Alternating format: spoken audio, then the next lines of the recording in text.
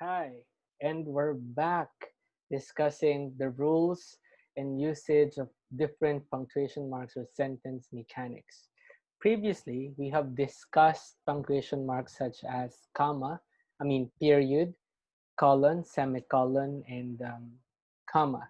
Now, we will be discussing other punctuation marks and we'll start with exclamation point or exclamation mark. Please allow me to share my screen with you guys.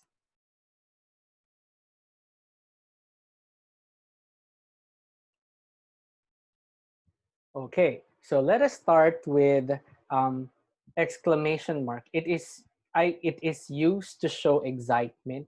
It is used to show an immense or strong emotion or feeling in a sentence. Okay, now rule number one: use an exclamation point to show emotion, emphasis, or surprise. If we do not want or if we do not intend to show emotion, emphasis, or surprise, then it is not necessary to use an exclamation point. For example, I'm truly shocked by your behavior. Then that is the use of, that's how we are supposed to have such kind of emotion with this example sentence. Or saying, yay, we won. Okay, it must show an expression of strong emotion or there it must show at least an element of surprise. Rule number two: an exclamation point replaces a period at the end of a sentence. It also replaces a mid-sentence comma. So the use of a period in a sentence is also the use of an exclamation point, and the use of a comma at the mid part of the sentence is also the use of exclamation point. However, the difference is that exclamation points show a strong emotion or feeling. Now, avoid using exclamation point in formal business writing. That is not recommended. And that is also to say I do not recommend to everyone to always say good day with exclamation point as an opening statement in every formal or business communication correspondence. Rule number four: overuse of exclamation points is a sign of undisciplined writing because there shall only be one exclamation point in every sentence or in every sentence. The use of multiple exclamation point in a sentence, consecutive exclamation points in a sentence is really wrong. Like you say, happy birthday instead of using one exclamation point, but you use three or five exclamation points. That's wrong. According to the writer F. Scott Fitzgerald, an exclamation point is like laughing at your own joke. Do not use them even one at these marks unless you're convinced it is justified. So again, um, we need to practice. We need to be very conservative. No, we need to be very conservative every time we are using exclamation point. It is used with a purpose, and let us not overuse them. Overuse exclamation point in every written work that we have. Now, what do you see on the photo? This is what you call a dash. Okay, that's what you call a dash. So dashes, like commas, semicolons, colon, ellipses, and parentheses, indicate or added emphasis, an interruption, or an abrupt change or thought. Actually, the use of comma, semicolon, colons, they can be, comma, semicolons, colons, they can be replaced by a dash. A dash is a longer version of a hyphen. Huwag po tayong malilito ha. A dash is a longer version of a hyphen. So hindi po sila magkasukat, magkaiba po sila. Okay, mas mahaba po ng konti ang dash. Rule number one: words and phrases between dashes are not generally part of the subject. Remember po, in the previous examples, we are using the same sentence. In the previous examples, the phrase "and his trusty Matt" are once within, in the previous examples, a comma or in parentheses. So this time po, within dashes. Next, rule number two: dashes replace otherwise mandatory punctuation such as the commas after Iowa and 2013 in the following examples. For example po, ito, we have to remember based on the rules, we need to have a comma after Iowa since we have a comma after its city. This is the city and this is the state. So then there must be a comma after Iowa, but it can be replaced by a dash like this one. Rule number 3, some writers and publishers prefer spaces around dashes. It may be surrounded by space or otherwise. Pwede pong meron, pwede pong wala. Now, let's proceed with ellipses. Yung ellipses po, ito yung tatlong period or dots na sunod, no? Ellipsis po is used to show an omission of a word or words from a text. It may be a word or phrases from a text. We are using ellipses because we feel like this word or these word group of words or phrase they are not important at all because we would like to highlight certain parts of the statements or of the text that we feel necessary in, for example, in our argument or in our reason or in our explanation. Now, an ellipsis, or the plural form is ellipsis, is a punctuation mark consisting of 3 dots. Use an ellipsis when omitting a word, a phrase, a line, a paragraph, or more from a quoted passage. Ellipsis saves space or remove materials that is less relevant. Again po, we are saying that those that are replaced by ellipses are, we feel like, are less relevant. Now, full quotation.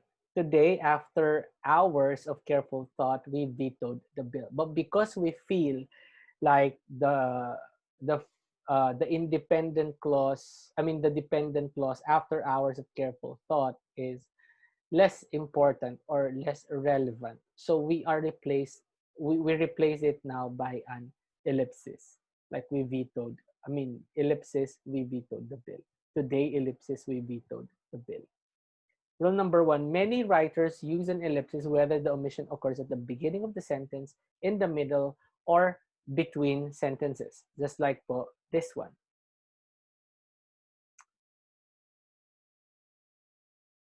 Remember po, may nauna po dito na word kanina. Today, comma, after hours of careful thought. But because we do not want to include the word today, so we omit it using ellipsis.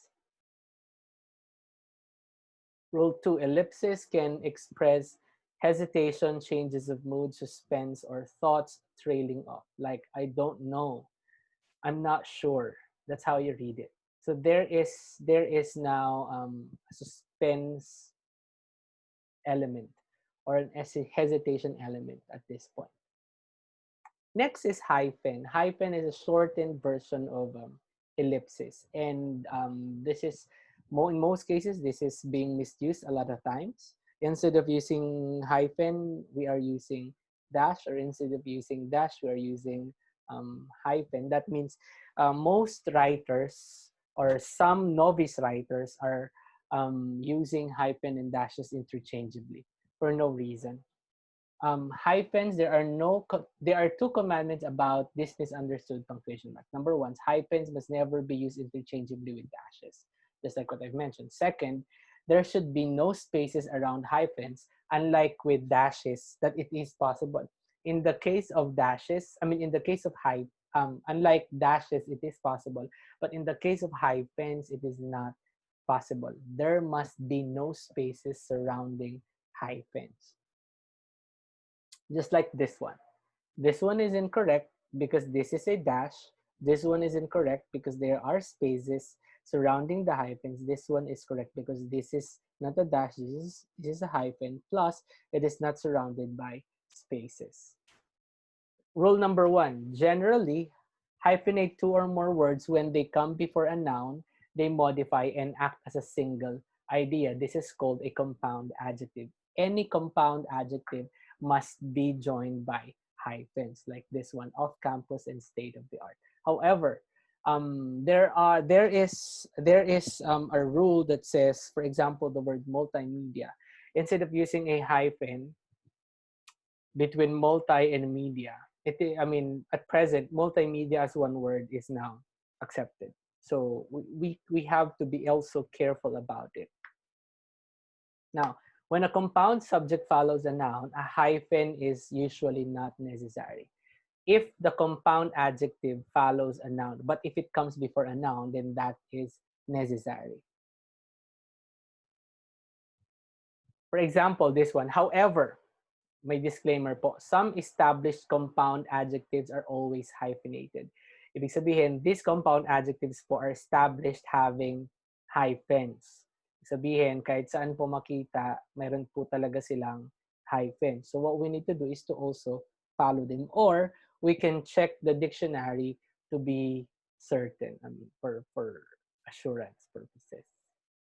Rule 2A, a hyphen is frequently required when forming original compound verbs for vivid writing, humor, or special situations. Like a slacker video gamed a slacker video gamed his way through life.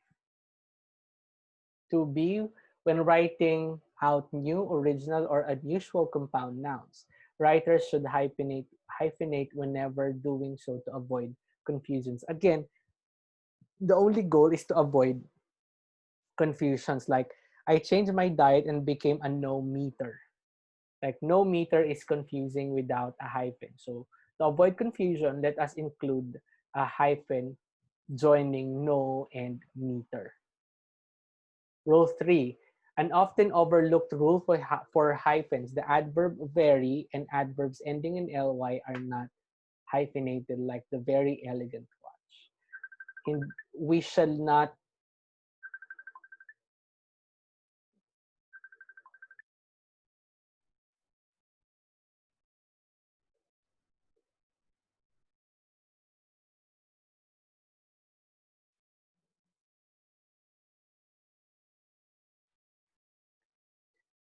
Okay. Rule number 3, an often overlooked rule for hyphens, the adverb very and adverbs ending in ly are not hyphenated.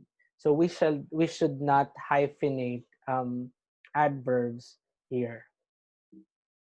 Next, this rule applies only to adverbs. The following two examples are correct because the ly words are not adverbs, like friendly looking dog. So this is an exemption. The hyphens are often used to tell the ages of people and things. A Handa rule, whether writing about years, months, or any other period of time, is to use hyphens unless the period of time is written in plural form. So if it is written in plural form, we don't need to use hyphens. But in cases like this, for example, we have a 2-year-old child, it must be hyphenated. Okay, it must be hyphenated. Next, note that when hyphens are involved in expressing ages, two hyphens are required. Many writers forget the second hyphen. Myself also is a culprit to this. I always forget to use a hyphen between year and old.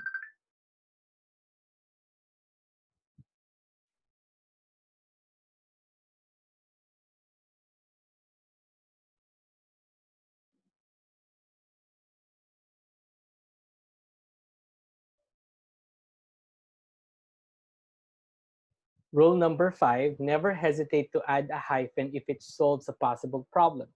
Following are two examples of well-advised hyphens. It can be confusing if it doesn't have a hyphen between little and town. So to avoid that, we can have we can have it hyphenated. So it can now be read as Springfield has little town charm. Rule number 6. When using numbers, hyphenate spans or estimates of time, distance, or other quantities. Remember not to use spaces around hyphens. Okay? So wag po tayong maglagay ng spaces around hyphens. Rule 7. Hyphenate all compound numbers from 21 to 99. Like 32 children. Okay? $21. Only from 21 to 99. All must be hyphenated. Kaya lang po, every time we are writing sentences, no, more than, sometimes po other writers would say 10 and above or 12 and above, we don't need to spell them out in words. However, if that is the first word in a sentence, it must be spelled out. Number as figures must not be the starting elements or starting symbols in a sentence. Rule 8A, hyphenate all spelled out fractions, but do not hyphenate fractions introduced with a or an. We have to be careful po with this one. No? Every time it is introduced with a or an, then we should not use hyphens for every fraction that is spelled out, like the examples here. Next, Rule 8B, when writing out numbers with fractions, hyphenate only the fractions unless the construction is a compound adjective. Like this one po. This is correct. The sign is 5½ feet long. 1/2 is hyphenated. Another example po, this is correct. A 5½ foot long sign. So this must also be hyphenated. The third example po is incorrect, and we have to avoid it. Rule 9A, do not hyphenate proper nouns of more than one word when they are used as a compound adjectives. When they are used as a compound adjectives, especially if they're already proper nouns, then we shall not be hyphenate them. Like these examples. Sorry. Rule 9B, however, hyphenate most double last names. This is in the Philippines po, this normally happen to lawyers who are females or doctors who are females, that they would want to honor the surname of the family where they came from or the surname of their father. Rule 10, many editors do not hyphenate certain well-known expressions like high school, ice cream, 20th century because of the concept of familiarity. That makes it unnecessary to be hyphenated. Examples are this. However, other editors prefer hyphenating all compound modifiers, even those with low risk ambiguity. I believe other writers or editors would only want to address the issue on confusion, and they would want to stick with what is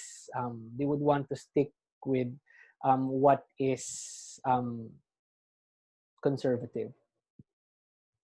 Hyphens with prefixes and suffixes. Rule number 1, hyphenate prefixes when they come before proper nouns or proper adjectives, like this one, trans-American and mid-July.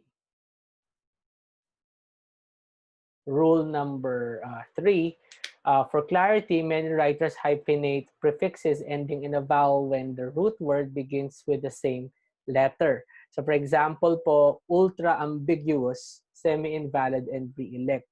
Pare-pareho po ito po parehong A, ito po parehong I, ito po parehong E. So to avoid confusion, let's separate them with hyphens. Hyphenate all words beginning with prefixes like self, X, and all.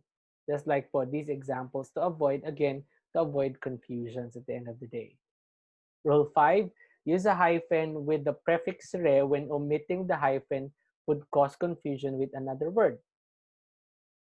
Like, will she recover from her illness? I have recovered the sofa twice. Magkaiba po yung recover sa recovered. Okay?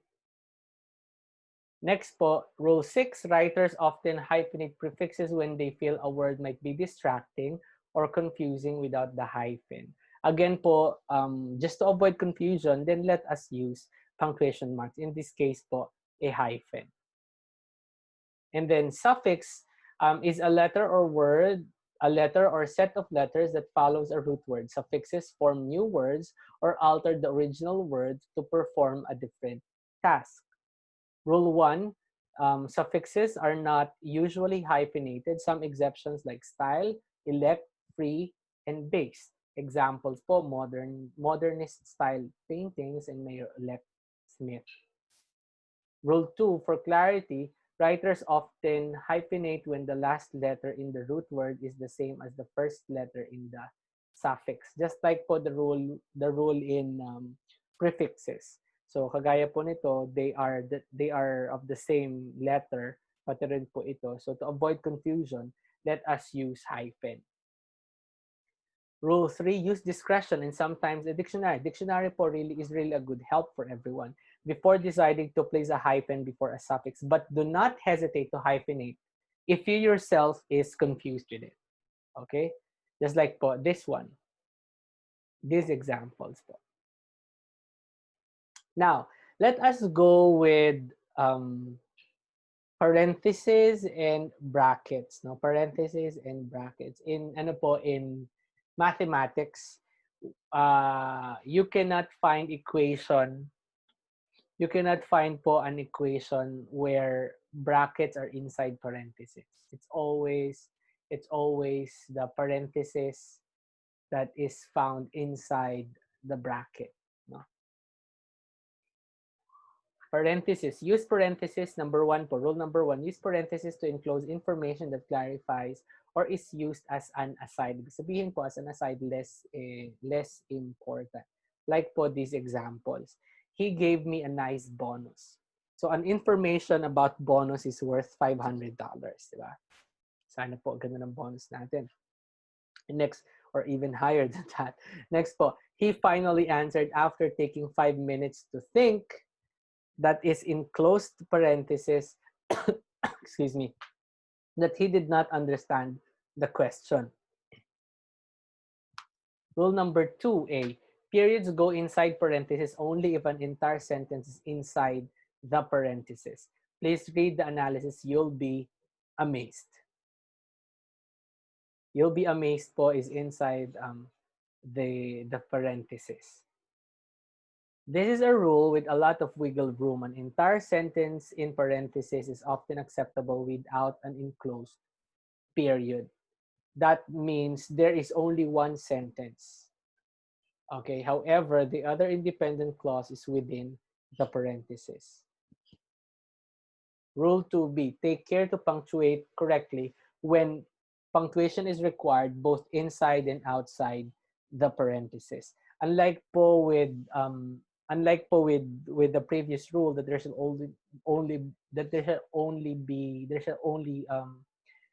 be one punctuation mark at the end. However, in a case po like this where there is a parenthesis, if it requires two different punctuations, then we must observe that. Rule 3, parentheses despite appearances are not part of the subject. Example, Joe and his trusty Matt was always welcome. It seems awkward, try rewriting the sentence like Joe, accompanied by his trusty Matt, was always welcome. Again po, words inside the parentheses are not part of the subject. Next, we are now moving to brackets. No? Number 1, brackets are interruptions. When we see them, we know they've been added by someone else. They are used to explain or comment on the quotation. For examples po, 407. Today we'd say 87. That means po, those in brackets, words in brackets are added by someone. Ideally po, it is the author himself who added it years ago. Bill shook his hands with brackets po his son Al. These are added informations made by someone else, which are not present in the original text or manuscript. Rule 2, when quoting something that has a spelling or grammar mistake or present material in a confusing way, insert the term sick in italics and enclose it in non-italic brackets. the word sick po provides us a picture that this is an original work and this is not my fault.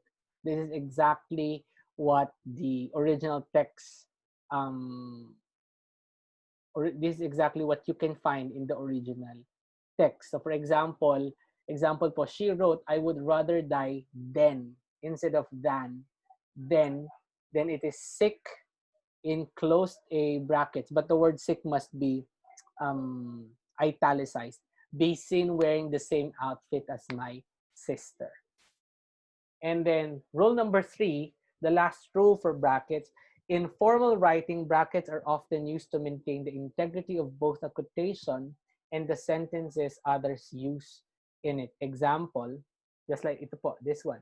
The better angels, the capital T is within the capital T is within brackets. That means it is only an additional, or it is a correction made by the author or by someone, no? Not by the original um, individual who mentioned this. The better angels of our nature gave a powerful ending to Lincoln's first inaugural address. Then that's the last item for punctuation rules and usage. Thank you very much and see you in our next learning episode.